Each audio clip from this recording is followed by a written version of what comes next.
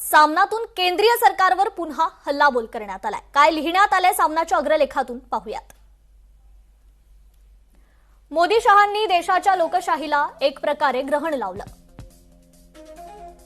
ममता बॅनर्जींचा पक्ष लिलावात काढण्याचा अधिकार कोणालाच नाही। भाजपचं सरकारही हिंदुत्ववादी संस्कृतीला धरून नाही। भारतीय लोकशाहीचेही धिंडवडे निघत आहेत। ते धिंडवडे किती काळ पाहत बसायचे। विधानसभेत पक्षांतर बंदी कायद्यावर डोकं आपटून उपयोग नाही। जे महाराष्ट्रानं अनुभवलं तेच बंगालात घडेल। निवडणूक आयोग मोदी शहांच्या गुन्ह्यातील पार्टनर। देशाची वाटचाल फक्त एकच पक्ष एक निवडणूक या दिशेनं।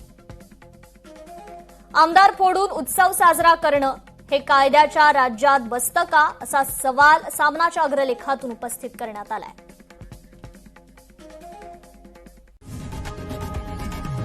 लोकशाही मराठी ऐका, पहा, जागरूक रहा।